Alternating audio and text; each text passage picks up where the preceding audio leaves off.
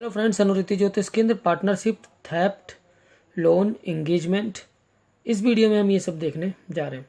Basically seventh कस्पल सबलॉट सबसे main इन चीज़ों के लिए ज़रूरी होता है। किसी भी चीज़ के लिए आपको अगर देखना है तो उससे रिलेटेड कस्पल सबलॉट को देखें, वो किसको सिग्निफाई कर रहा है, वहाँ से सारा डिसाइडर हो जाता है। केपी में मेन होता है सबलॉट। सबलॉट से ही हम सब कुछ देखते हैं। इसके अलावा कुछ सहायक हाउसेज होते हैं जिनके द्वारा ये चीज़ें कन्फर्म की जाती है। केपी में एक नियम है कि जिस हाउस से भी अगर आप देख रहे हैं तो उसका 12वां हाउस उसको सत्यानाश करता है। ठीक है, तो जैसे 7वां हाउस मेन है तो छठे को आप मान के चलिएगा कि फिर उसको क्या करेगा, निगेट करेगा। तो उसी हिसाब से जो भी मेन हाउस है उसमें से उन हाउसेस के 12th हाउस को आप मान के चलिएगा कि वो उसको खराब करने के लिए होता है। कुछ एक्सेप्शनल केस में ऐसा नहीं भी होगा, वो मैं आपको क्लियर करता हूँ। तो सबसे पहले आपको यहाँ पर जो 7th सब देखना है, कैसे देखना है 7th कस्पल सब लॉट, उसको कैसे देखते हो मैं आपको यहाँ पर बताने जा रहा हूँ। अब यहाँ पर ये एस्ट्रोसेज लिया हुआ है मैंने।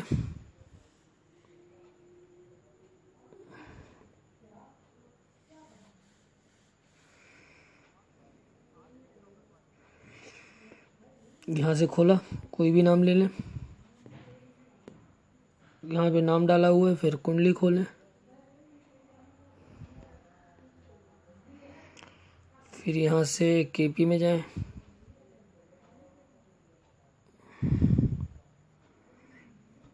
केपी के बाद आइनांस को बदल लें 6 डिग्री।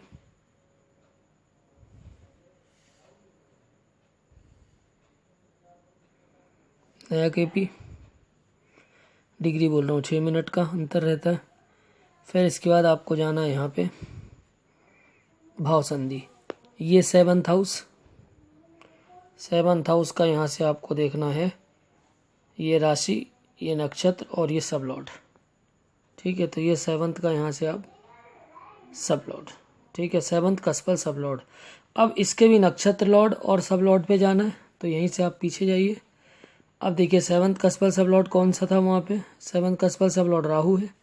अब इसको और गहराई से देखना है तो देख लीजिए राहु किसके नक्षत्र में और किसके सब में, तो इसमें हम और गहराई से जाके देखते हैं। ठीक है, तो इस तरह से इसको देखते हैं। फिर सिग्निफिकेटर देखना है कि किस किस घर का सिग्निफिकेटर, तो राहु देखिए 5, 7 और 10 का यहाँ पर सिग्निफिकेटर बन रहा है। तो इस तरह से आपको इसमें देखना होता है। सॉफ्टवेयर में कोई भी सॉफ्टवेयर आप ले सकते हैं। तो अब मैं आपको आगे यहाँ पर क्लियर करता हूँ कि जैसे आपको देखना है लोन फ्रॉम बैंक, क्वेश्चन आया, या आपको किसी कुंडली में देखना है कि उसको बैंक का लोन का प्रॉमिस है कि नहीं, तो सबसे पहले जो 7th सब लॉर्ड है 6, 2, 11 और 7th को अगर सिग्निफाई करता है तो ये मान के चलिए कि उसको लोन अभी कब मिलेगा।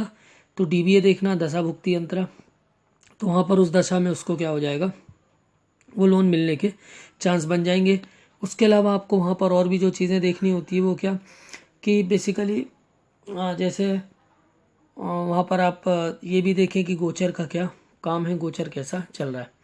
इसके बाद मैरिज एंगेजमेंट होने का अगर कोई प्रश्न आता है या किसी की कुंडली में प्रॉमिस किस डेट पर है क्या है, तो डीबी में जाकर देखना है।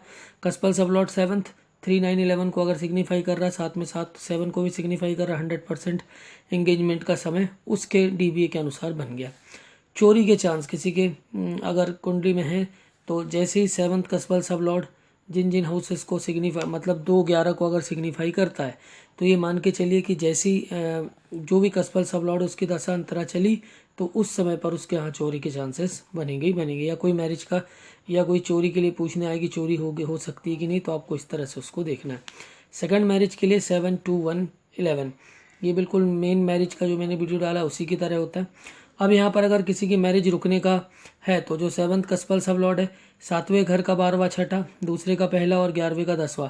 अब 7th कस्पल सब लॉर्ड यहीं पर क्या कर जाए, मान लेते हैं कि यहाँ पर क्या करेगा 6, 1 और 10 को भी सिग्निफाई कर दे, 6, 1 और 10 को भी अगर सिग्निफाई कर दे और 7, 2, 11 को सिग्निफाई ना करे। यहाँ पर आप देखिए, यहाँ पर अगर 6 को कर दे, 1 को कर दे और 10 को कर दे, तो मान लीजिएगा कि मैरिज की कहानी ख़त्म हो गई। ठीक है, तो इस तरह से आपको इसको जो 12वां हाउस है, नहीं होने के लिए ये हाउस है और होने के लिए मुख्य भाव ये होते हैं। अब डेंजर फ्रॉम अपोनेंट, क्या जो अपोनेंट है उससे डेंजर है। अगर 7th कस्पल सब लॉट 8, 12 को अगर सिर्फ सिग्निफाई कर दे और साथ में 7 भी है या सिर्फ 8, 12 भी है, तो मान के चलिएगा कि जब भी डीबीए में मान लीजिए कि जैसे राहु, तो जब भी राहु की दशा चली, अंतरा चली, तो उस समय क्या होगा, अपोनेंट से बहुत खतरा खड़ा हो जाएगा। पार्टनरशिप होगी नहीं होगी तो 7, 5, 11 को 7th का स्पेल सब लॉर्ड अगर सिग्निफाई कर जाए तो मान के चलिए कि पार्टनरशिप में कभी कोई दिक्कत नहीं होनी। पार्टनरशिप का प्रॉमिस है। और ये पार्टनरशिप कब बनेगी या कब होगी, तो जब इसकी जैसे राहु की दशांतरा DBA में चलेगी तब ये चीज़ हो जाएगी। अब इसी में अगर 6 को सिग्निफाई कर दे, 4 को सिग्निफाई कर दे, तो पार्टनरशिप में क्या आ जाएगी, प्रॉब्लम आ जाएगी। तो इस तरह से जो 12th हाउस होते हैं, जो भी हाउस है उसका 12th हाउस उसको सत्यानाश करने के लिए, नेगेट करने के लिए होता है। तो इस तरह से आपको ये 7th का स्पेल सब लॉर्ड देखना। अब कुछ लोग क्या करते हैं कि कुछ पद्धतियों में और गहराई से जाना, तो 7th का स्पेल सब लॉर्ड को देखा, फिर 7th का स्पेल सब लॉर्ड के नक्षत्र लॉर्ड को देखा, फिर उसके सब लॉर्ड को देखा, फिर उन तीनों में मिला के देखा। तो उसको भी देखने का एक तरीका है।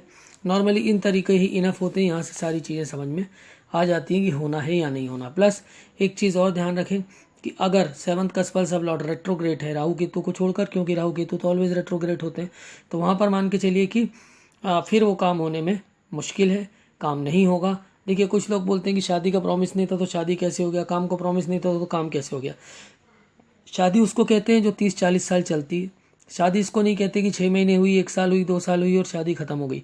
वो शादी नहीं होती। वो सिर्फ क्या होता है, मतलब एक खाना पूर्ति होती है। तो हम उसको शादी मानते हैं या उसको काम होना मानते हैं जो 15-20 साल, 30 साल, 40 साल या पूरी ज़िंदगी चलने वाली चीज़ें होती हैं। तो उसको लेकर एक KP प्रॉमिस करता है। इन सभी के 7th के कस्पल सब लॉर्ड को देखना, 7th कस्पल सब लॉर्ड के नक्षत्र लॉर्ड को, फिर 7th कस्पल सब लॉर्ड के सब लॉर्ड और गहराई से देखने के लिए। बाकी जो मैंने आपको बताई, एक ही कस्पल सब लॉर्ड से ही सारी चीज़ क्लियर हो जाती है। सिग्निफिकेटर का मैं आपको बता ही चुका हूँ। यहाँ पर मैंने डायग्राम भी बना रखा है, सॉफ्टवेयर से यहाँ पर इसको उतारा भी हुआ है। 7th सब लॉर्ड सिग्निफाई करता है 7, 6, 2, 11 बैंक लोन मिल जाएगा, वो जो मैं आपको ऊपर बता चुका हूँ वही चीज़ें। तो इस तरह से ये सारी चीज़ें होती हैं। 7th हाउस से रिलेटेड बहुत महत्वपूर्ण हाथ है। इससे पार्टनरशिप हो गया, इससे सेकंड मैरिज, थेफ्ट, इस तरह की सेकंड। इसके अलावा डेंजर फ्रॉम ओपोनेंट, पार्टनरशिप, और दूसरा जो बच्चा होता है वो भी यहीं से देखा जाता है। जैसे पहला बच्चा 5वें घर से, दूसरा बच्चा 7वें घर से, तीसरा बच्चा 9वें घर से, चौथा बच्चा 11वें घर से। अब वहाँ तक नौबत नहीं जाती है, लेकिन अगर आपको देखना है तो 5 से एक घर छोड़े 7, 7 से एक घर छोड़ 9, इस तरह से आप बढ़ते जाएँ तो अगला अगला बच्चा वहाँ पर बनता जाता है। तो ये था वीडियो 7th कस्पल सब लॉर्ड से related, marriage, loan from bank, theft और डेंजर फ्रॉम ओपोनेंट और पार्टनरशिप। वीडियो अच्छे लग रहे हैं तो लाइक, शेयर, सब्सक्राइब करते रहें। Thanks for the watching.